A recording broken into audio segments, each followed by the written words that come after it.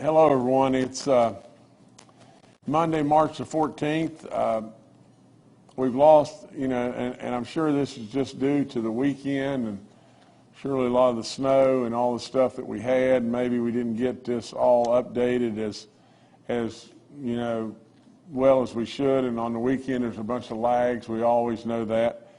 But we have 10 additional deaths, and that's 10 too many. We know that too. But I'll ask again for your prayers and everything for all these folks. But the 6,550th death in West Virginia. And the reason that I go back to the 6,550th death is we have had a previous death that was reported in December of 2020.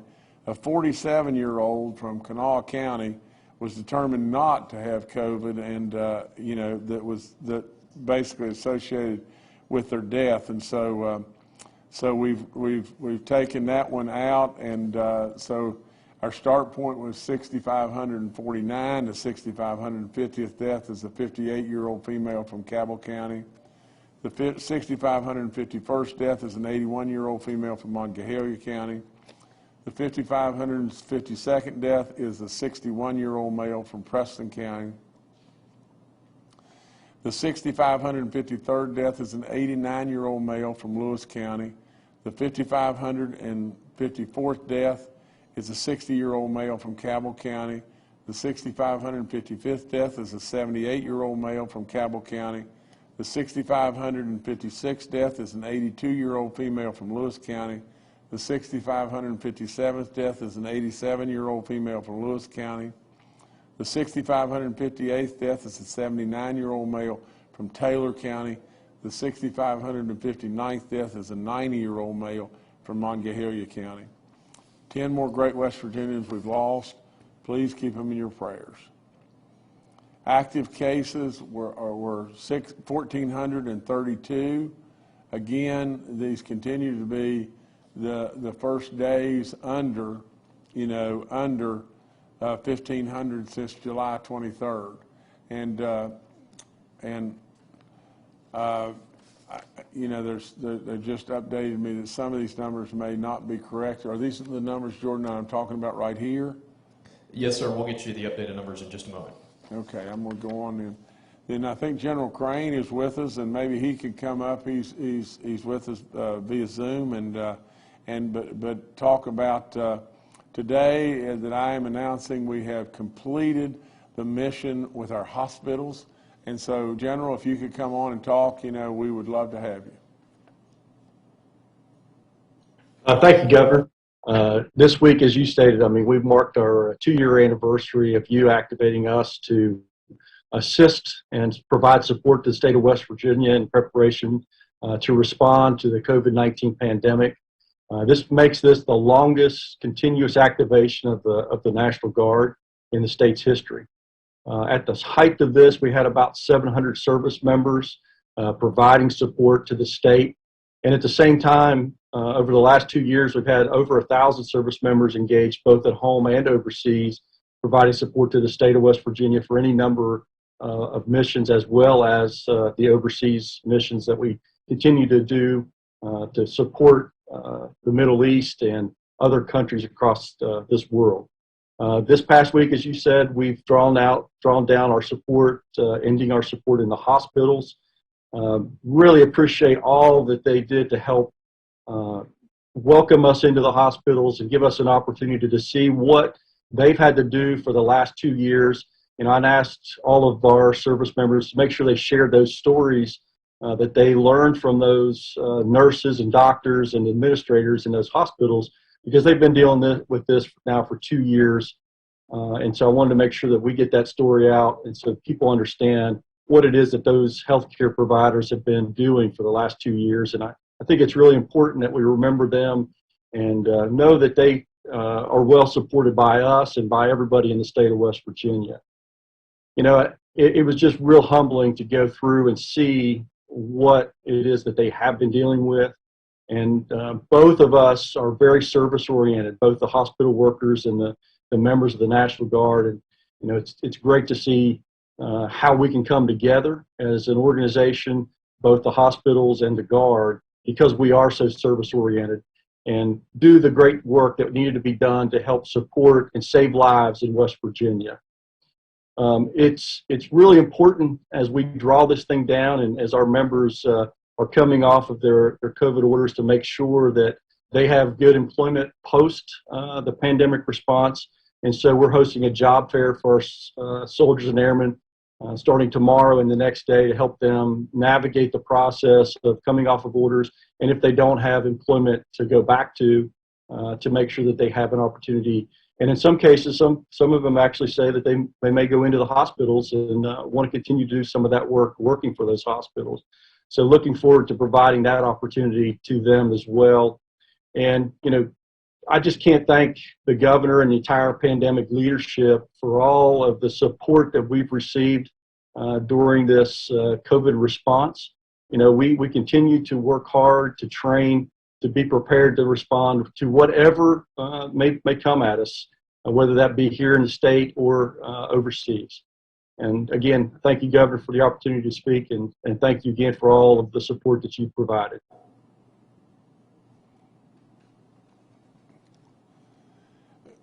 General, I don't know how in the world anybody from the Guard could absolutely thank any of us, but all I can do is just applaud all the incredible work that all of you have done. And boy, you talk about an honor to fly with somebody. It was a real honor flying with all y'all, because what an incredible job you did. And we just, we don't know when we'll have to call back, but I know you'll be there always, and I just, I can't say it any better. I love you with all my soul, and I express that for all West Virginians, all Americans. Your work is unbelievable. So God bless each and every one of you. Stay safe, and know that, I'll run right with you everywhere I possibly can. I won't run real fast, but and you may have to help me with the running a little bit, but I'll be right with you every day of my life, because I'll never forget the incredible work that you've done. So God bless you in every way. Thank you so much, sir. Thank you, Governor. We do have our numbers. I think, we had a little glitch there and everything, but we've got our numbers, and I'll go through these real quick. We've got 1,244 new active cases in West Virginia now, 664 new positive cases. Our daily positivity rate's 4.04. Our cumulative rate is at 8.33. Our recovered cases are 887,736. We have 272 people hospitalized in West Virginia, 74 in the ICU units and 14 on ventilators. We have one gold county, one yellow county, and all the rest green counties. So these numbers are surely terrific compared to where we've been. We want them to be zeros all across the board, but really and truly, this is a whole heck of a lot better than where we've been, and so we're very thankful about that. From the standpoint of in a little bit deeper dive into our numbers, we're still at 90.1% of the over 65 that have received one shot, and we still continue to make slow but positive progress and everything. And I want to remind everybody, especially that doesn't have your booster shot and everything, that got fully vaccinated, go get your booster shot. I mean, for crying out loud, it's the best insurance policy you could possibly take. And so really try to remember to do that, because that's really important. From the standpoint of all the stuff about our, COVID-19 vaccine info line, it's all up on the website. Free testing is always there and always available. And we thank all those in the federal government and all the people that made that possible. We absolutely, again, want to thank Frith and Walgreens for all the incredible work that they've done all the way through this. We have 105 outbreaks in our long-term care facilities, none in our church community, 50 inmates and 14 staff cases. A lot of people doing a lot of good work. I remind you about the rental assistance program. It's for landlords as well as renters, and you can, we still got dollars available there. If you'll just call us, maybe we'll be able to get you qualified and get some dollars to you that will help you and will help the West Virginia economy as well. I remind you about giving blood. check with your physician, and if it's all good, please consider that. I remind you about the home tests that are free and available through the Biden administration to you. You've got to go to our covidtest.gov, and it'll give you the map to be able to get those home tests, and all the free masks and stuff that are at the pharmacies and the health community centers and everything. You can get 3 per person. You know, I remind you about our Jump Start program. That's $1,500. If we can get you back into the workforce and you can stay there for 8 weeks, and maybe what you'll do is just realize just how important you're needed, how much you're needed, and really, you know, it may change your life and head you in a really, really good direction. I addressed, you know, a joint session of the legislature. I don't know that many of the House members were in attendance, but I really do appreciate the Senate for coming, and I know the House was tied up, and you know, but at the same time, let me just say just this. You know, I've had the opportunity to talk to West Virginians in the House and the Senate many times, stay the states, and over. I don't know that there could ever be a time in our history that words were more important than right now. Now, let's just step back and think about this. I don't necessarily believe that you've got a madman in Putin in Russia. I really believe you've got a calculating, misguided individual that's really smart. And without any question, without belaboring all day long, our weakness in this country have, you know, in my opinion at least, have provoked this, period. You see on the nightly news, you know, maternity wards bombed and children blown up and residential neighborhoods that have nothing to do with the military being attacked, and you see the Ukraine people giving it everything that they have and courage beyond all imagination, just to be able to be free. It is really, if it doesn't pull at your heart, I don't know what's wrong with you. From my standpoint, there's lots of things here to think about. First of all, there's no possibility that God wants this. And absolutely, in my opinion, we should stand for God. We should stand right with Him. That's one thing. The other thing is, this could lead to something that would be tragic beyond belief for America. It could lead to World War III. It could lead to a nuclear blast somewhere, or maybe a lot of them. Absolutely, we know that. And if we didn't think that, then we would stop this right now. We're afraid. I don't think we should be afraid. We're Americans. We don't need to be afraid of anybody. For crying out loud, that's just all there is to it. We don't need to be afraid of the Chinese. We don't need to be afraid of if we enforced our borders, you know, on the southern border, or we stopped the unnecessary crime that's going on in the United States. We don't need to be afraid of Russia. Give me a break. We don't need to be afraid, because absolutely when you're afraid, bad things happen. That's all there is to it. It's always been that way. When you absolutely are level-headed and you move from a point of strength and you lead as the beacon of the world, as the United States of America should do, then absolutely I think goodness happens. Now, with all this was a tremendously important moment for me, for West Virginia, because just think about just this.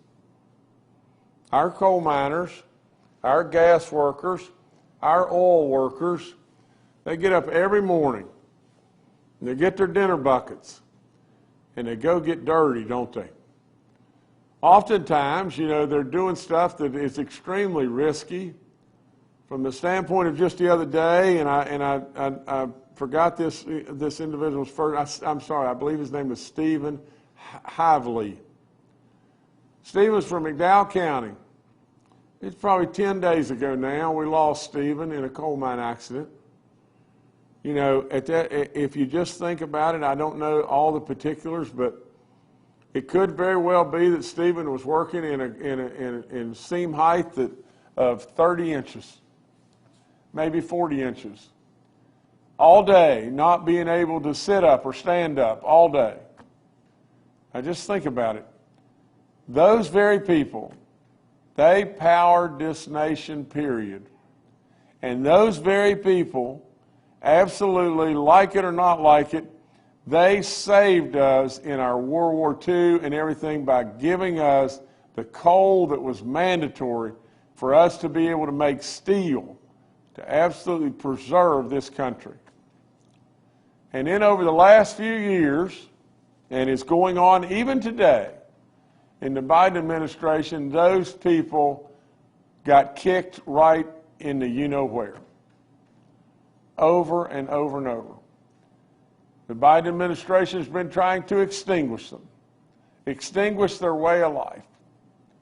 And now, all of a sudden, we're on the brink of World War III, maybe. And who do they call? They call Stephen. And they call all those that absolutely have saved us in the past. They call screaming, "Drill, baby, drill." They call Stephen. Now listen, and listen to me really loud and clear. Today, and with many situations that go on across this world in every way, when there's an action, there's an equal and opposite reaction. We know that from science. Absolutely, today, in many ways, West Virginia, they could call on West Virginia. And West Virginia very, very well may be the catalyst to stop a lot of the carnage, to reinforce in every way the fact that this country should be totally energy independent. Now, I absolutely stand rock solid for all the alternative energies, but I believe that it is absolutely frivolous to think that today we can do in this country or this world without fossil fuels. And if we believe that, we're going to have just what the hand is dealt to us right now. We're going to have chaos. We're going to have real problems. I do also believe this. I believe, and my belief, as strong as it may be, or can be, for God, I believe with all in me that we'll have time, and He will give us time as we go forward, if there is such a thing. And I underline if there is such a thing as climate change. I believe that He will give us time, and the smart people will fix it. But today, energy is being used as a weapon. This country, hands down, needs to be totally energy independent. It is a crying, pitiful shame to see what has happened under the Biden administration and in trying to absolutely cripple us. We have become weak, have we not? Look what happened in Afghanistan. We were afraid of the Taliban. I mean, look what is happening right now in Russia. We are afraid of them. We're not leading the world. We're absolutely begging them to not be too mean to us, while at the same time we're sitting by watching evil happen right before our eyes. Children blown up. Residential neighborhoods blown up. Maternity wards blown up. Absolutely on and on and on. And we sit there begging, please don't be mean to us. I don't think that'll work.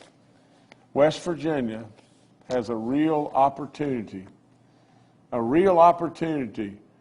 to absolutely grow our gas jobs, to grow our oil jobs, to grow our mining jobs. Without any question, do you realize that West Virginia today, from the mining standpoint, from the gas and oil standpoint, is doing very well? We don't want to do very well on the backs of others, There's enough demand all across this globe today for our products that we can do very well, surely without any war in Ukraine. But with all of that, with the demand that's out there, and absolutely as we move forward, West Virginians could be called on to mine more, produce more gas, complete our pipelines, all the different things that we need to do today, right today. Now maybe there'll be a time, 20 years, 30 years from today, maybe there'll be a time when we truly, truly can resolve our energy situation with alternative energies that are cleaner. But you know what I'd say to you? We got to live here too. And God wants us to prosper and move forward right here, right now. Absolutely, we have to live here too. He's given us the smarts to be able to solve problems as we go forward, and we do solve problems. But with all of that, if you think we can do without fossil fuels today, you're living a dream. That's all there is to it. You're living an absolute dream. Now, maybe someday, we want to be all-encompassing. We want to welcome. We want to look at technology, whether it be nuclear or hydrogen or, whatever, wind, whatever, solar, whatever. We want to be all-encompassing and welcoming to look. But today, we've got to stay warm, and we've got to stay cool in the summer, and we've got to have the lights on and all the technology that we need electricity for in every way. We've got to be able to rebuild bridges and things. We've got to have coal to make steel. Energy independence where we need to be. If we had this today, we would not have had what happened in Afghanistan. We would not have what is happening right now in Iran, and we would surely, to God above, not have what is happening right now in Russia. West Virginians are called upon again, aren't we? Save the world, West Virginia. Save the world. That's what my address was about, and truly, truly, we as West Virginians, we as legislators, we as the governor, we need to realize right this second, right this very second in our life, chasing a lot of these dreams is great. I call it parsley around the edges of the plate. The meat and potatoes are laying right there in front of us. The meat and potatoes are right in front of us, and that's oil, gas, and coal. And today, we need to get at eating the meat and potatoes. Nevertheless, that's my feelings through and through.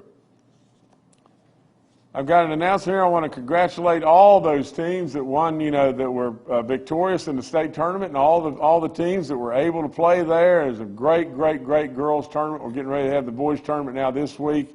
It'll be absolutely wonderful and everything, and all the fans. And it's surely nice to get back and playing there. One of the teams, Parkersburg Catholic, finished the season with a perfect record.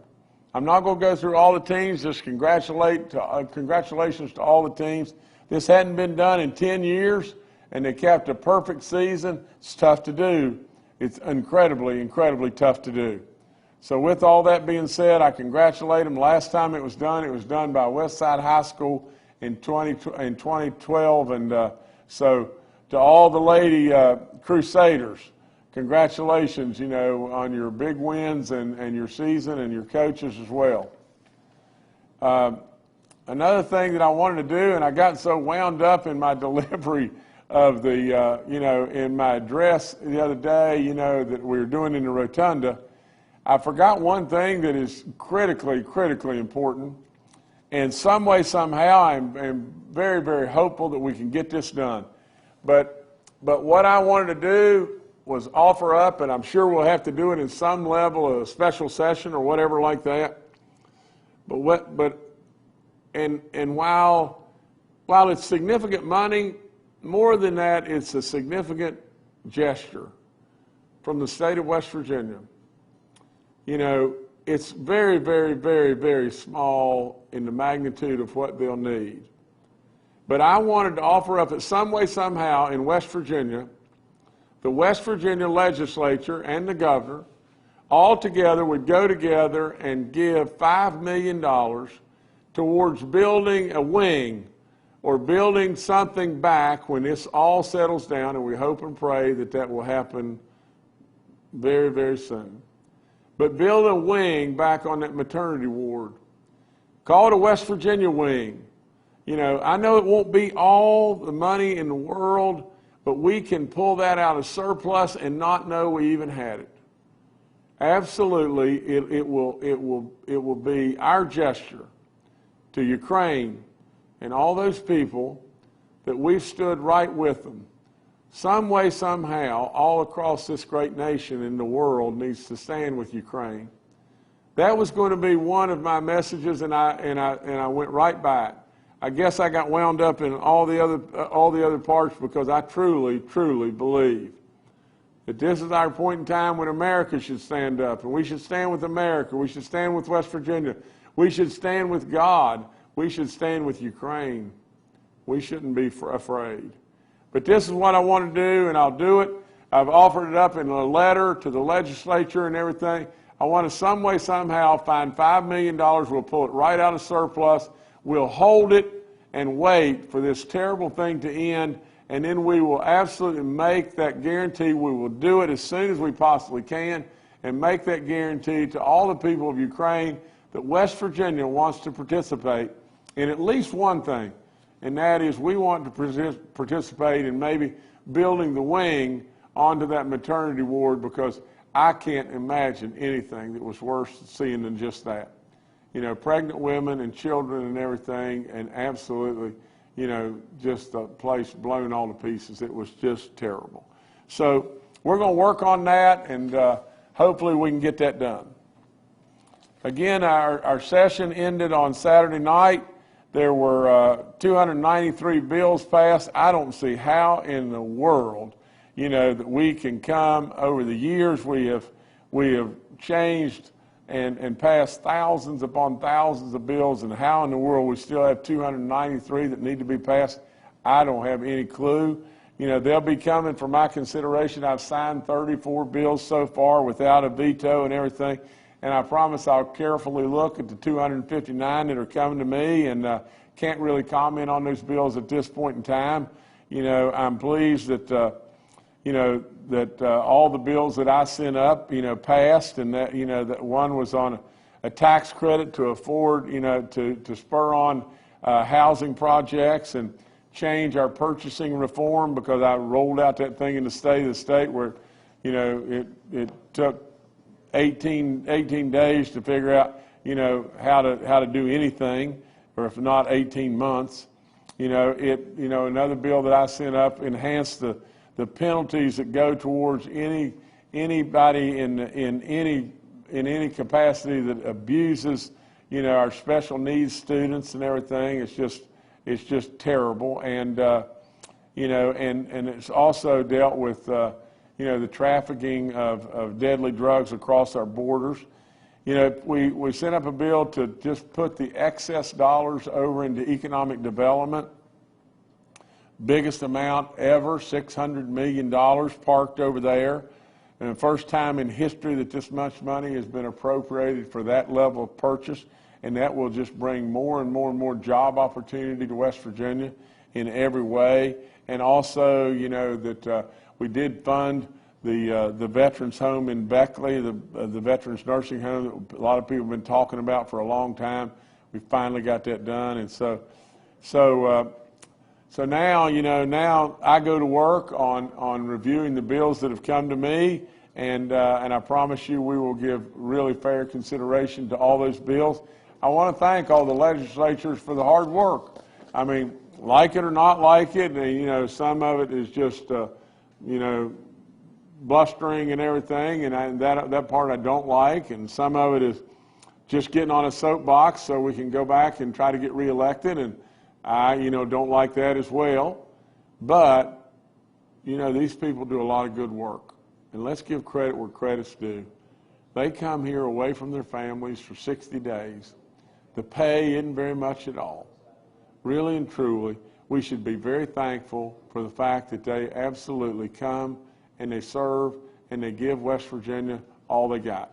So nevertheless, I thank them for that, and we'll get to work on the bills as they come to me. I think that's all I've got. I think, let me double check here, No, that's it. That's all I got. Thank y'all. All right, thank you, Governor. Let's now go, Dr. Clay Marsh and Secretary Bill Crouch are also joining us today and are available for questions. Dr. Ayn Amjad and retired Major General Jim Hoyer had prior engagements today. We'll now go to questions from members of the media. The first today from Kenny Bass with WCHS and Fox 11. Hi, thanks for taking a moment. Governor, before I ask a question, I wanted to say thank you to your staff. Brought an item to their attention about a woman who had been waiting months for rental assistance from the Housing Development Fund program, and once they became aware of it, it was in a couple of days, and more than $8,000 went out the door that she was due, and it was an elderly lady who needed the money, and so I just wanted to say thank you for taking care of that on behalf of her. She reached out to me, and I was able to get hold of you guys, and well done. The question I have is, it feels like we're winding down. It feels like we are getting into a point where these briefings, while valuable and still informative, will become something less and less structured, or even coming to an end. Do you feel like we're in that place as well? Thank you. Boy, I hope so, Kenny. Hope and pray so in every way. Not that I've minded coming in front of everyone, answering every question that came my way. I appreciate like crazy you making us aware of that lady, and I apologize for the fact, because I promised you I'd call her, did I not?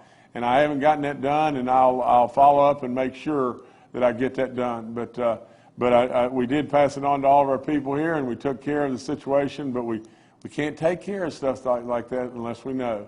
And so by you making us aware, and I appreciate all the times that you've done that. There's times I know you got to be tough on me, and you have been. You haven't let anybody down on that. I'll promise you that. But nevertheless, I thank you, and from the standpoint of cutting back on the briefings, I do think it's that we could come together.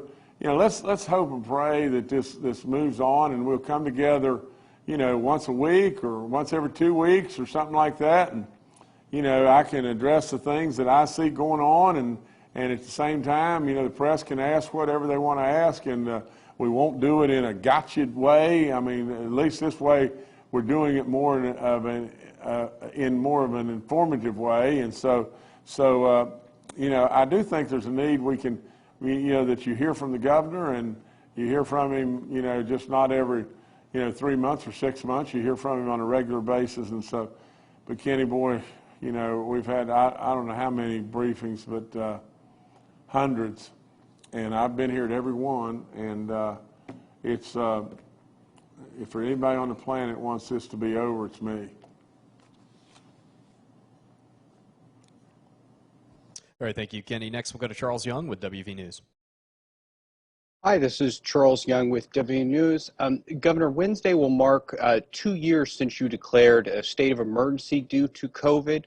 Do you have any plans on amending that anytime soon, or sending that order? Thank you. Charles, I think, let's don't get, the cart in front of the horse here too fast. I mean, again, nothing would please me more than to amend that, and I think we're on the verge of being able to do so. Let's just breathe just a little bit, and take a few laps where we're not running real hard, and then we'll move forward. All right, thank you, Charles. Next, we'll go to Mark Curtis with the Next Star Media. Governor, good afternoon. Good afternoon, staff members and fellow reporters. Governor, I do want to address some more questions about the legislative session. You mentioned 293 bills got done, but there are a lot of things that didn't get done. Income tax cuts passed in the House, but never got anywhere in the Senate. There's been no significant increase in opioid funding. And probably the largest, most prominent bill that failed was the foster care bill. And so I'm wondering what your reaction to those items is, and whether you might call a special session to try to deal with the foster care issue and especially the pay with the CPS workers? Well, Mark, from the standpoint of the foster care, the pay for those and the long-term issues that are there, you know, I've said this over and over. There's no point in just belaboring. You know, we've made a real commitment, you know, to put real dollars in finding money, you know, for different types of projects in regard to our foster care community. But the one thing that we've absolutely got to do, and I have made this commitment, and I will tell you right today, right as we speak right now, through the vacancies that are there, I promise you, I absolutely guarantee and promise you that we will find the monies from the standpoint of unnecessary type jobs that we have posted that are vacant. We will find the monies within DHHR to fund those pay raises. We need to do that. We need those people very badly. And we will find that money positively guaranteed. Now, with all that being said, you know, Mark, there's a lot more work we can do within foster care. And we know that and everything. From the standpoint of the income tax situation, here's exactly how I feel. I can't tell you this anymore point blank. We missed the opportunity of all time to put us on a glide path to get rid of our personal income tax in the state of West Virginia. It is something that we need to address, and I plead with the legislature to come and work positively together to try to accomplish just that. You know, to just do it so we can stand up and on a sandbox or whatever, you know, or a soapbox and say, look what we're standing for. We want to get rid of part of the income tax or whatever like that. This thing is a program that we need to go at from the standpoint of how can we accomplish it, and how can we accomplish it on a timeline that's not 20 years. This was doable, Mark, and it was doable in this way right here. And it was doable last year. And it was doable in this way. And this got so misinterpreted. But we could do this, and for every breathing person that's in the state of West Virginia, even those that are not paying a dime of income tax, we could have put more net dollars in their pocket. And everybody that was paying income tax, we could have put more net dollars in their pocket. Now, it involves raising the tax here, doing this, doing that, and everything else. But in the end, everybody gets more money. And you get rid of the state income tax. And then people move here. And more goodness happens.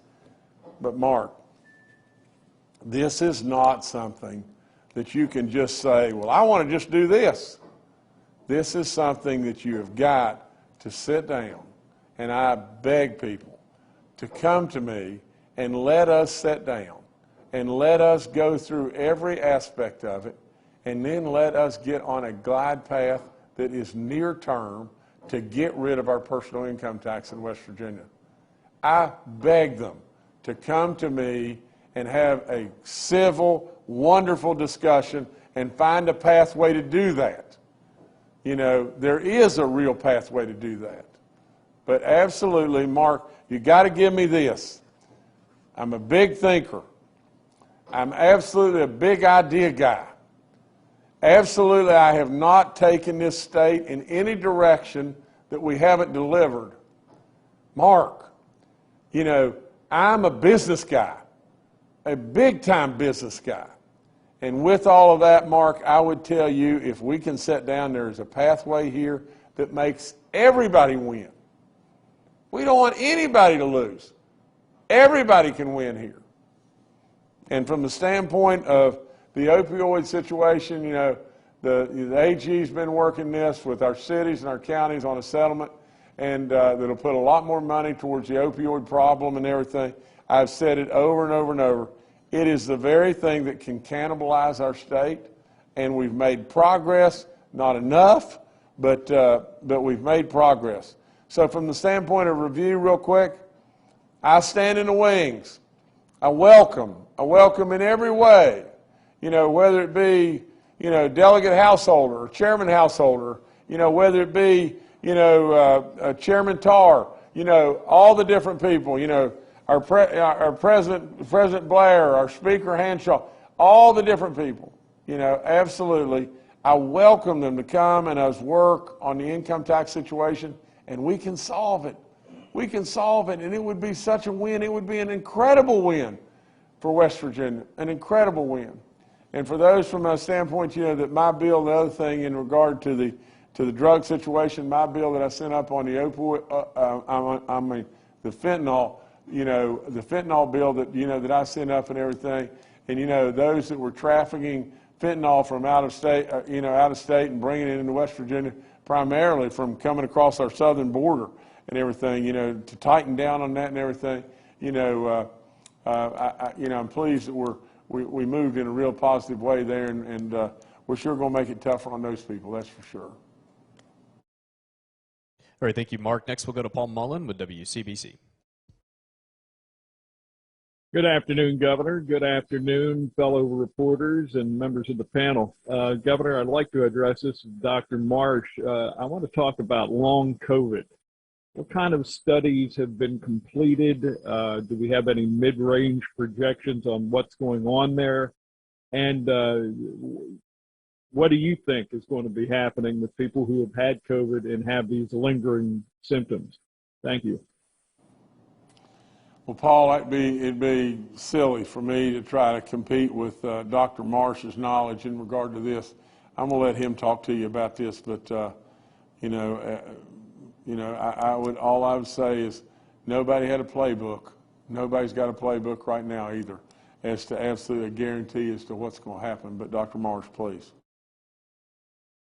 Well, thank you, Governor, and thank you, Paul. We know that long COVID, or now it's called differently, post-acute sequelae of COVID-19, but is an evolving set of illnesses that in some studies are 30% or so of people that have gotten COVID-19, tends to be more likely in people who have had symptomatic disease and hospitalized or ICU admitted. We know that vaccination reduces the risk in some studies by about half of developing the long COVID syndrome. And we know today that women may be a bit more likely than men. People that have had immune problems, say lupus or rheumatoid arthritis or other immune disorders, may be more predisposed to having long COVID.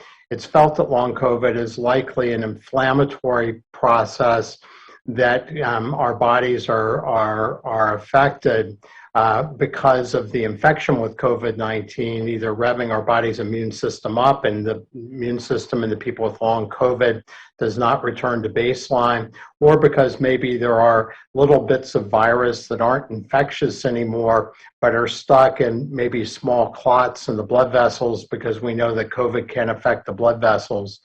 The most common symptoms of long COVID tend to be on the respiratory side, people short of breath, but we know that heart problems are quite an issue. There is a 73% increased risk in a year from being defined with COVID-19 to have heart problems, including heart failure, heart attacks, strokes. We also know that brain problems, brain fog, people can't think as well. They are hazy. And we know that in a study from the United Kingdom Biobank, that in people that have had COVID, who have had imaging studies of their brain sizes are a bit smaller. And whether that's related to COVID or not is not 100% clear, but that is concerning indeed. We also know that a few people can be quite disabled by a chronic fatigue syndrome where they just can't muster the energy even to get up. So in summary, Paul, from your question, we are just seeing the tip of the iceberg from the issues with long COVID. We are concerned that this may become a increasingly more bigger problem for people in our country. We know in the UK, 1 in 7 children who have gotten COVID-19 have experienced some symptoms of long COVID. And we're looking to define whether this is one disease or a series of disorders, and then what treatment can be done. As I said, reduction in the risk of long COVID happens with vaccination, but otherwise, we don't have any real insight at this point about how we can treat long COVID, although those studies are being organized and funded by places like the National Institutes of Health. So thanks for your question. All right, thank you, Paul. Next, we'll go to Jess Mancini with Ogden Newspapers. Thank you for taking my question. Governor, if I can ask about some of the things you said about the energy in West Virginia. What roadblocks are there or obstacles to overcome to increase energy exports from West Virginia directly to offset whatever the sanctions against Russia? Listen, you know, my family's been in this industry, you know, the energy sector for generations. And I can tell you lots and lots and lots about this. But we got to just step back and be real truthful. Energy is the only thing that we have, really and truly, that civilization only progresses on abundant, cheap energy. And that's for real. On top of all that, I really truly believe that God wants us to progress. So we've got to have abundant, cheap energy to be able to do so.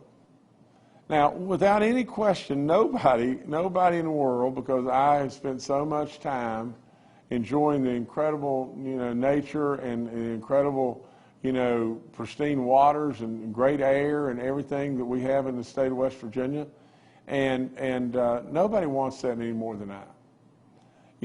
All I'm saying is today we have no ability to do without fossil fuels, and people that believe that, I think, are nuts. That's all there is to it. You got a bunch of people that don't have one clue in the world what they're talking about, and they run through the neighborhoods screaming, get rid of this, get rid of that, and everything. It sounds great. All the green stuff, it sounds just great.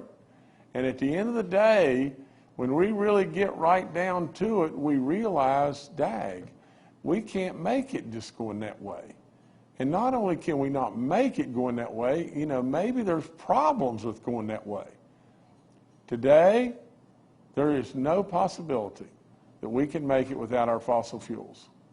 And absolutely the commitment of what our oil and gas workers or our coal miners have done for this state is off the chart. Now, Jess, listen to me. Every obstacle known to man has been thrown in the way of these industries. We have not stood back and tried to really help these industries grow and be able to develop all kinds of cleaner technology. And all we have done is kick them. That's all we've done.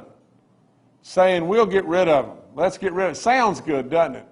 We'll run and get elected on that. It sounds good. Kick them. Kick them some more. And then all of a sudden we need them and we start screaming, bail us out. Drill, baby, drill. Mine more coal. Whatever we got to do. Now, Jess, I'll tell you just point blank as point blank could be.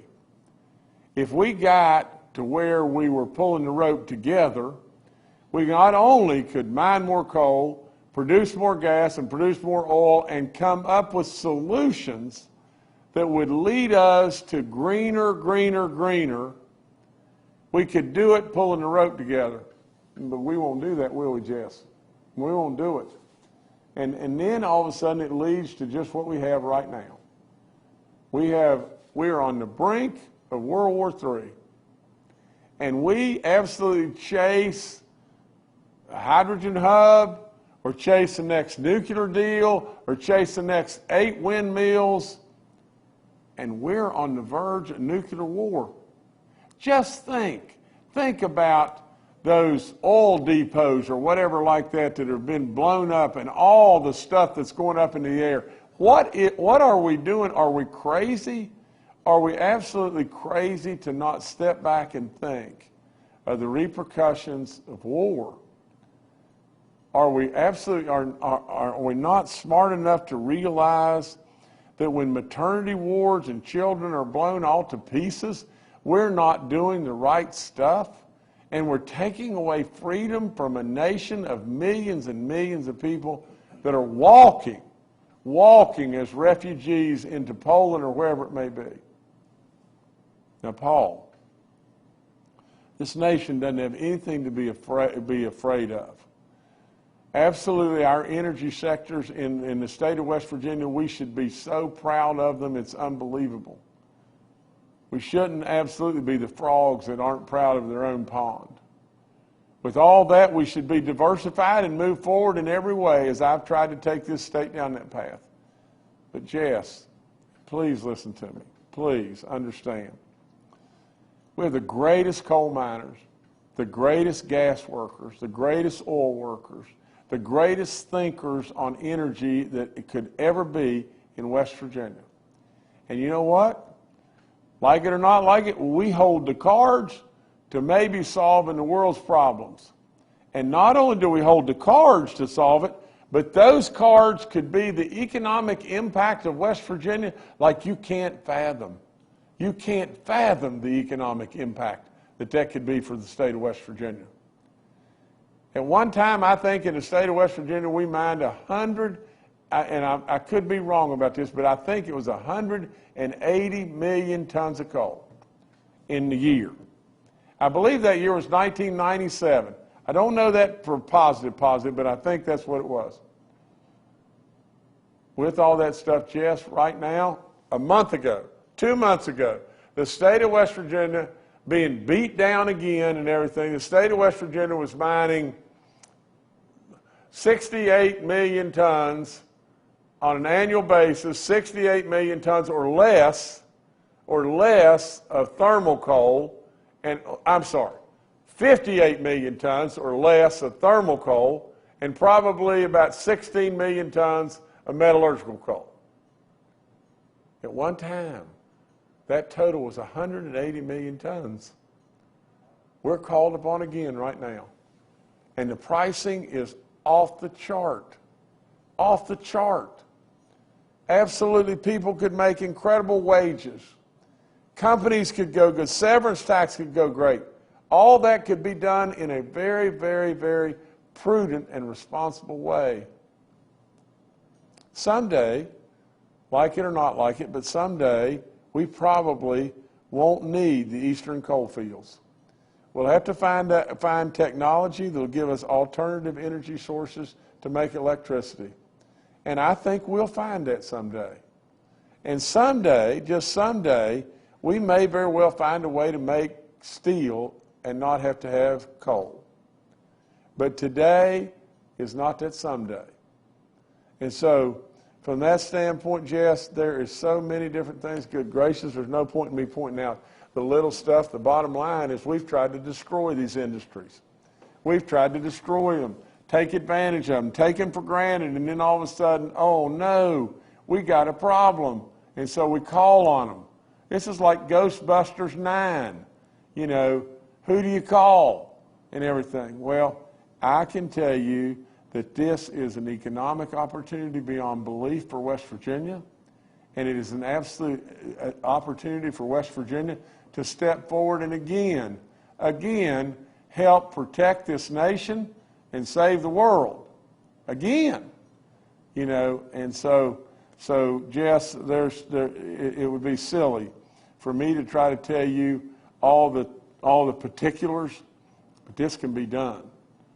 And West Virginia could lead the way again right now. Thanks, Jess. Next to Brad McElhenney with West Virginia Metro News. Hi, Governor. Hi, everybody. Governor and Secretary Crouch, too, the legislature passed a bill that would divide the biggest agency in your administration, the Department of Health and Human Resources, into two, the Department of Health and the Department of Human Resources. Just wonder your impression of that. Is that workable? Thank you. Well, I'm going to let Secretary Crouch talk in just a second, but Brad, all I would say to you is just this, you know, for a long time, decades, you know, we recognize that we have more and more challenges in DHHR. You know this, and again, to be really fair, you know, I have committed more dollars that way than any other governor, period. And we've tried to help more and more. In regard to this idea, all I would say is it probably needs a little more thorough thought and everything, but it is absolutely not a bad idea. And I don't know exactly whether or not that, you know, splitting it makes it more complicated or does it make it better? And, you know, but in the end, at the end of the day, I think it is, you know, it is very worthy of the thought to really work on it some and work on it a lot, because we can help a lot of people. And I absolutely think, you know, in the months ahead, we'll do exactly that. And if need be, at the end of the day, if it comes out that we can make improvements and make it better, I'll surely be, you know, supportive.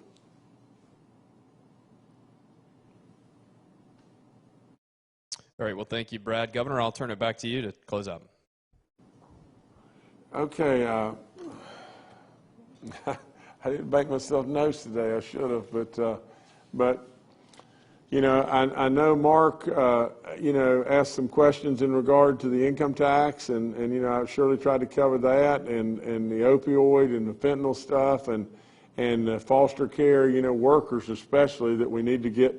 We surely need to get that pay raise across the finish line. I think we've got the ability to be able to do that within our own house, and I've given you the commitment that I'll absolutely stand up and stand rock solid to get that done. You know, I hope everyone knows and hears me loud and clear. I want rid of our personal income tax in West Virginia bad. We have a way to do it. And we have a way to do it that will absolutely put net dollars in every single person's pocket. I don't know why in the world, you know, if I were handing you a $100 bill, everybody a $100 bill, and ask you to give me back $32 of your $100 bill, who in the world would turn that down? Who in the world is going to turn it down? But absolutely, that's what we need. How we craft it and we put it together, that's the net of how it ought to be put together. Everybody in the state of West Virginia walks away with more dollars in their pocket. Everybody. In every circumstance, everybody walks away with more dollars. And we stimulate more and more growth. We stimulate more and more people coming to West Virginia. But somebody's got to come and talk to me. I mean, I beg them to come and talk to me. You know, and absolutely, but just to say, well, I don't have anybody interested in doing this or that and everything else. We need people to lead too, do we not? Do we not make people presidents and speakers and chairmen and everything to lead? And so we got to lead. We got to educate, and we got to educate our public. We got to educate ourselves. You know, there is a way. Now, with all that being said, you know, from the standpoint of you know, Brad's question, you know, about splitting up the DHHR and everything, may be the thing to do. I stand open. I stand completely open. I stand a little defensive about this. All those people that are working in DHHR the last couple of years have been tough stuff, and they've done a lot of good work. And we really and truly need to give them a little bit of a pass, because they've done all this incredible work and everything, and they really probably don't deserve, the rocks thrown their way right now. But we're going to look at this. Now we got some time. And to try to, jam a round peg into a square hole and everything, now we got some time. And, there's no question that there's problems. There's problems that need addressed, and I'll give you my word wholeheartedly, I'll commit to do exactly just that. Trying to make it better. Trying to make it better all across the board. So with all that, again, I ask for your prayers for all these 6,559 people that we've lost. And I ask for your prayers for all those in Ukraine. And I ask for your courage to where you're not going to be afraid. You, Americans, West Virginians, are not going to be afraid. Because absolutely, at the end of the day, one thing we can absolutely be assured of, God's on our side. And if God's on our side, we don't have to be afraid. We don't have to be afraid of anything, anybody. So with all that being said, I would surely like us to quit chasing maybe the dreams that we all need to chase from time to time. But today, we need to dial right into three things as far as energy in my book. And that's coal and oil and gas. Because at the end of the day, we want to continue to chase those dreams. But if we don't watch out, a lot of folks, and it could very well be us too, aren't going to have the opportunity to have the dreams. Absolutely, if you believe that absolutely Putin and the Russians are going to just blow Ukraine all to pieces and then just stop. Why would you believe such a thing? Why in the world would they want a country that they're going to have to spend hundreds and hundreds and hundreds of billions of dollars repairing and just stop? If you believe they're not going to stop, then we best better quit being afraid. And we best better stand up. And those MiG aircraft and everything else need to be there. We best better stand up and say, no, Putin. You're not going to scare us anymore. You're not going to scare us anymore. We're not going to run around with our tail between our legs and run to Iran and call Saudi Arabia up on the phone, and they won't even answer the phone for us. Why is that? Because we're weak. We're weak, and we're America. For crying out loud, if you believe the man's going to stop, then you don't need to listen to me. But if you believe that there's a chance, one chance in 100 or 1,000 or whatever, that he's going to keep going, we're going to end up right in the same spot by being strong as I think we should be in today. I think we should be strong today and not give him another foothold and controlling Ukraine today. Because if you believe he's going to go forward, we've got to be strong then. So why not be strong today? Nevertheless, I thank the legislature again for all their hard work. They spent 60 days, a lot of those days, away from their families. And we should commend them in every way. Let's keep moving north. That's what we need to do in West Virginia. Keep doing the good stuff and everything. And so nevertheless, that's all I got.